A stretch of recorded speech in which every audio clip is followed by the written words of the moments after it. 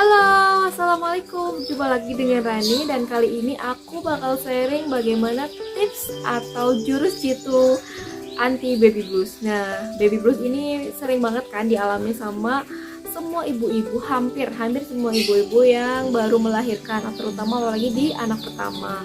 Kebetulan aku udah pengalaman di 2 kali melahirkan dan 2 kali itu aku tidak ada neni atau yang bantuin, baik saudara, orang tua, jadi benar-benar cuma berdua dengan suami. Dan akhirnya aku mau sharing tentang tips-tips jurus anti baby blues.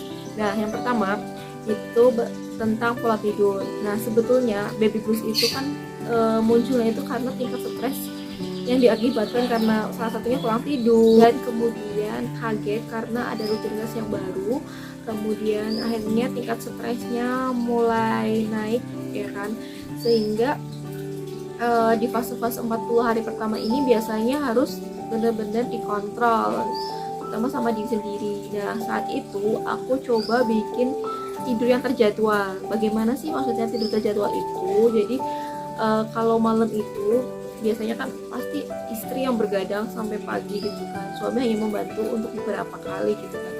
Tapi aku pikir dengan suami itu nggak bisa kalau harus dua-duanya bangun, dua-duanya tidur, jadi dua-duanya sakit, dua-duanya capek, ya kan. Maka dari itu aku bikinlah pola setelah habis maghrib atau isya itu aku tidur sampai jam 12. Nah, dari jam 12 sampai pagi aku yang lebih standby gitu kan.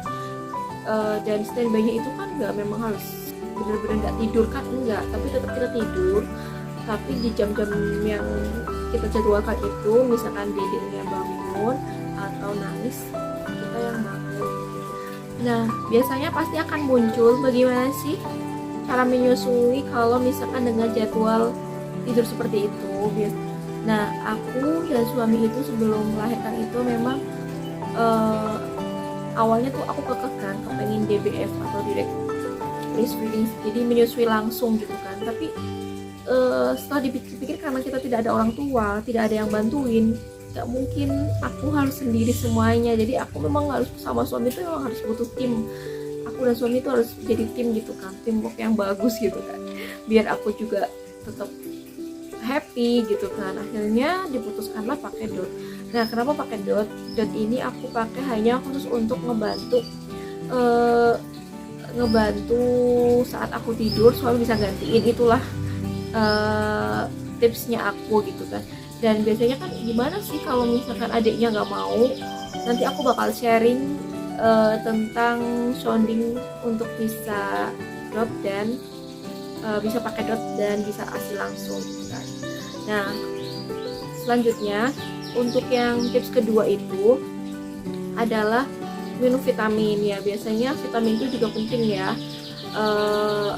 vitamin C gitu-gitu kan, pokoknya yang buat daya tahan tubuh, dan biasanya akan diresepkan oleh dokter setelah melahirkan. Atau bisa juga sharing-sharing tentang vitamin yang bagus setelah melahirkan. Waktu itu aku hanya minum vitamin yang direkomendasikan dengan dokter OB-GYNku dari rumah sakit, cuma aku lupa ya vitaminnya, nanti kalau ada aku bakal tulis di bawah sini. Dan yang ketiga itu aku ikut komunitas. Kenapa ikut komunitas? Jadi awalnya itu kan karena aku benar-benar sendiri merantau di Semarang, gak ada saudara, dan kebetulan waktu itu aku masih ngontrak. Di lingkungannya aku itu benar-benar pekerja semua, tidak ada orang di rumah gitu kan, benar-benar sepi. Terus aku makin dong udah ngerasa sendiri, nggak ada temen gitu kan, walaupun temen jauh gitu kan, lewat chat gitu kan, cuma kan tetap aja butuh kayak apa ya, sharing-sharing buat orang-orang yang lebih berpengalaman gitu kan.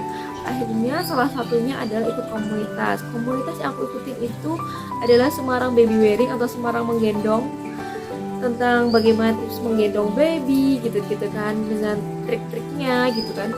Sampai aku bisa waktu itu menggendong baby kembar kanan kiri gitu. Itu benar-benar apa ya, wah, aku juga nggak nyangka gitu kan. Kemudian aku ikut juga komunitas seperti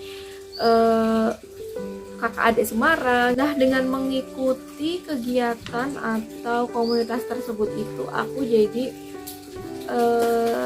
makin bersemangat karena kayak nggak ngerasa sendiri. Jadi di situ tuh tempat mencurahkan, tempat sharing, benar-benar sharing tentang bagaimana kalau asinya nggak lancar, bagaimana kalau anak jatuh, bagaimana biar pola tidur anak bagus. Jadi hampir seluruh pertanyaan yang aku muncul setelah melahirkan itu kayak terjawab di situ. Jadi benar-benar komunitas itu menurut aku penting banget biar kita nggak kayak ngerasa sendiri gitu kan. Nah di masa-masa seperti itu kita juga harus benar-benar kayak menggali ilmu.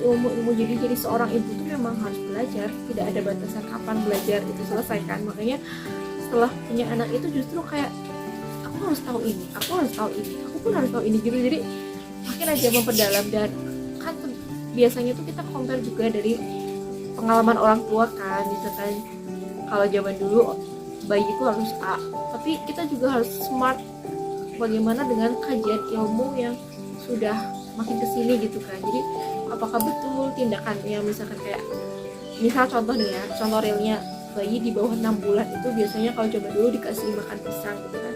Kalau zaman sekarang kan nggak boleh, itu ada kajiannya kenapa seperti itu gitu. Jadi aku tuh nggak kayak menelan mentah-mentah ilmu dari orang tua juga gitu. Kadang aku juga harus ini bisa nggak sih dipraktekin gitu. Jadi nggak boleh saklek banget juga enggak gitu. Terus harus benar-benar upgrade ilmu lah ya intinya.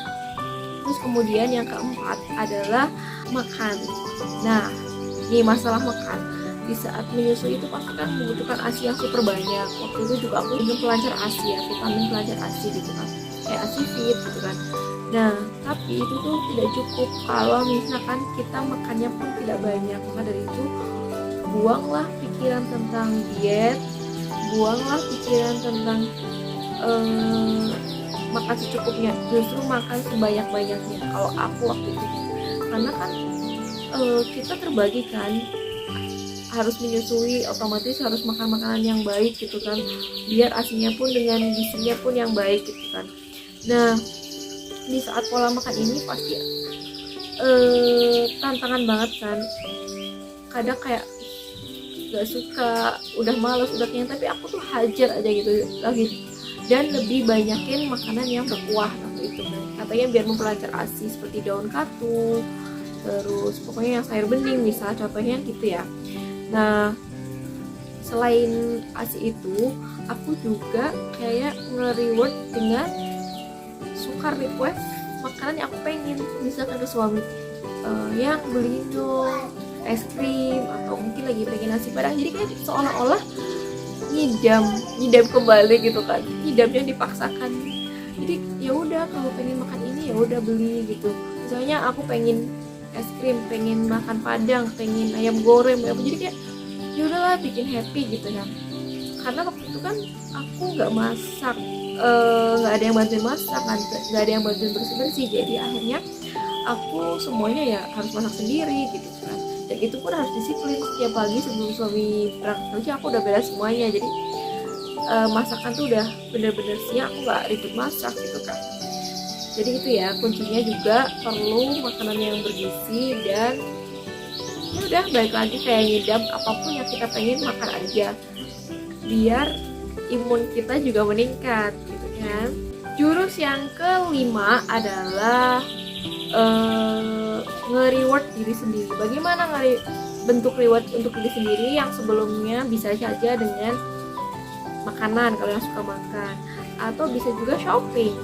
Ya menurut aku shopping kan buat ibu biasanya adalah imun booster banget kan. Jadi ya udah, biasanya aku minta sama suami, nggak tiap hari juga kan. Jadi ya udah, aku pengen beli apa gitu.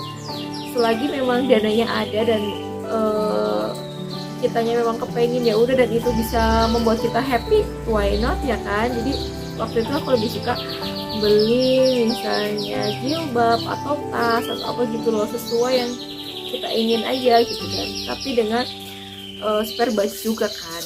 Kemudian yang keenam adalah banyakin waktu me time. Nah bagaimana me time itu? Me time-nya biasanya kalau aku ngelakuin hobi-hobi aku, contohnya foto-foto anak. Aku lebih suka ke editing atau foto anak. Jadi sudah foto anak, terus bikin video anak kan kayak rasa capeknya hilang gitu loh. Kemudian nonton film, misalnya film drakor, lebih suka nonton drakor atau mungkin film-film romantis gitu ya. Pokoknya bener-bener kayak kita juga butuh moms, butuh me time dengan cara ngeluarin sesuai hobi kita gitu kan, meluangkan waktu di sela-sela anak tidur gitu, atau mungkin pas waktu menyusui sambil nonton drakor gitu loh. Jadi ya sepintar-pintarnya kita aja moms buat ngisi waktu di siang misalnya gitu loh, biar nggak jenuh, nggak ngerasa capek gitu. Nah selanjutnya yang ketujuh adalah afirmasi diri sendiri, bahwa kuncinya kita harus bersyukur ya. Aku tegaskan lagi dari itu adalah bersyukur. Kenapa? Ini terasa sepele banget tapi kena banget. Bagaimana caranya bersyukur? Aku flashback, kadang lihat temen mungkin ada yang belum hamil gitu kan. Jadi kayak hello, aku yang kepingin, aku yang meminta, ya Allah aku pengen punya anak, kok setelah menikah atau setelah punya anak kok ngeluh gitu kan, rasanya kan malu dong sama Allah. Jadi please jangan banyak ngeluh, banyak syukur ya. Walaupun itu rasanya kayak sepele dan mudah diomongin, tapi kenyataannya buat lakuinnya itu memang penting banget. Bener-bener kayak bisa yuk aku bisa gitu. Nah selanjutnya yang kedelapan adalah teamwork ya, teamwork dengan suami. Seperti yang aku bahas tadi di awal tentang menyusui, itu adalah salah satu poin yang aku bahas dengan suami di teamwork abis melahirkan. Dan karena aku dan suami tidak ada nenek, tidak ada yang bantuin, maka dari itu aku dan suami harus disiplin ya. Ini kuncinya banget dengan pasangan ya. Jadi tidak semuanya disalahkan dengan suami atau tidak disalahkan juga dengan istri. Jadi setiap pagi setelah aku bangun, semuanya aku sudah beres. Misalkan yang pakai dot juga aku udah sterilin itu semua dot. Kemudian aku udah masak, udah nyuci baju kan pasti biasanya pakai mesin cuci. Nah saat jemur itu biasanya suami, jadi aku udah siapin sebelum suami berangkat. Jam 7 suamiku berangkat, jadi sebelum jam 7 semua harus udah bersih, baik rumah, baik makanan udah tersedia buat nanti siang. Jadi aku siang itu tinggal istirahat, tinggal me time gitu kan. Terus apa ya, jangan selalu melimpahkan dengan ya udahlah kerjaan suami, ya udahlah kerjaan istri. Tidak, menurut aku tetap harus dibagi porsinya. Jadi ketika suami pulang kita pun happy, suami pulang juga kan ngerasa kita ngeluh kan. Kebayang gak sih kalau misalnya suami pulang kerja terus tiba-tiba kamunya ngeluh, terus ngeluh capek, ngeluh ini kan suami aja, sedangkan suami itu dari kantornya udah capek gitu kan. Cuma biasanya suami itu tidak selalu diluapkan kayak cewek kan, kayak istri gitu kan, lebih banyak diem biasanya kan. Begitu ya moms. Jadi jangan limpahin rasa kesel kita, rasa capek kita ke suami. Jadi ayo kita berbagi juga gitu, bagi senengnya, bagi capeknya dulu juga gitu kan. Kemudian poin yang ke-9 adalah berdandan. Kenapa berdandan? Jadi menurut aku ini juga penting juga ya. Jadi setelah punya anak pertama, aku pun diajarkan oleh ibuku setelah melahirkan itu jangan justru kita langsung drop dari penampilan. Ya bagi yang nggak suka dandan, sebetulnya aku nggak suka dandan gitu kan. Tapi setelah melahirkan itu ya gimana, kebayang nggak sih kalau udah nggak suka dandan, habis lahiran udah pakai daster, kumel, capek, bau asi kan, kadang suka baju tuh bau asi ya, bau asi terus ya ampun gak karuan gitu kan rasanya. Suami pulang lihat istri kondisinya kayak gitu kan. Jadi bener-bener moms harus rubah penampilan ya, setidaknya saat suami pulang. Biasanya aku kalau suami mau pulang tuh aku dandan yang cantik, atau mungkin sebelum berangkat kerja gitu loh, pakai pakaian yang mungkin kalau daster ya daster yang rapi, atau pakai piyama yang rapi, atau pakai justru baju-baju yang kayak mau pergi gitu kan, pakai celana jeans yang rapi aja gitu. Jadi kan dilihat enak sama suami gitu kan. Pulang kerja juga kita menyambut suami happy gitu kan, anak-anak udah dimandiin, suami pulang juga wangi gitu kan. Bayangkan, jadi aura-auranya itu harus dijaga di rumah, itu harus bersih gitu kan, biar sama-sama happy. Dan poin yang ke-10 yang terakhir adalah menjadi wanita yang strong. Kenapa? Aku selalu kayak menyemangati diri sendiri, aku mampu, aku bisa kok ngelawatin semuanya. Ini semuanya mudah. Jadi kayak harus jadi multitasking. Emang sebagai wanita, sebagai ibu itu dituntut harus serba bisa, serba tahu, dan pokoknya serba pintar, pokoknya serba bisa ke handle. Dan ya kan, bahkan aku kalau inget itu flashback cuma dulu itu pernah ada momen itu aku makan, karena kan gak ada yang gantiin, siang-siang aku bener-bener full berdua sama baby gitu kan. Jadi kalau nunggu babynya tidur aku baru makan, itu tuh sampai kapan gitu kan. Jadi kadang akhirnya aku tuh sambil gendong, terus ini gendong baby sambil makan. Terus kadang pokoknya karena hal-hal yang nggak mungkin terjadi atau di luar kayak nggak pantas, tapi akhirnya lakuin aja gitu, karena kan nggak ada siapa-siapa waktu itu. Maka sambil berdiri sambil ngayon-ngayon, kalau misalkan babynya nangis tapi aku di sini sambil makan. Jadi bener-bener ya udah, terus pokoknya nikmatin, hajar terus gitu kan, jangan kasih kendor intinya gitu kan. Dan di saat kayak lagi down banget, capek banget, ya udah nggak mau juga butuh juga me time itu tadi aku lupa kurang satu, yaitu pijit. Biasanya kalau yang suka pijit atau baby spa, nggak cuma babynya aja yang di spa tapi mom spa juga gitu. Jadi ya udah kitanya happy, ya kan, badannya juga yang capek-capek hilang, terus dari pikiran juga nggak banyak ngeluh, nggak banyak capeknya jadinya kan. Jadi jiwanya happy, fisiknya pun juga happy gitu, Mams. Nah, sekian ya Mams untuk tips-tips dari aku tentang jurus anti baby blues. Semoga dengan beberapa poin yang aku sampaikan tadi ini benar-benar bisa ngebantu Moms yang saat ini juga lagi baby blues. Tenang aja Moms, di fase ini tuh memang hampir semuanya ngalamin kok. Jadi jangan ngerasa sendiri, yuk bisa katakan ke diri sendiri, kamu bisa, aku bisa gitu. Jangan banyak ngeluh, oke? Nanti aku bakal sharing lagi tentang beberapa pengalaman aku yang lainnya. Semoga menginspirasi ya Mom. Terima kasih yang udah nonton. Jangan lupa di like, subscribe, dan komen. Bye bye. Assalamualaikum.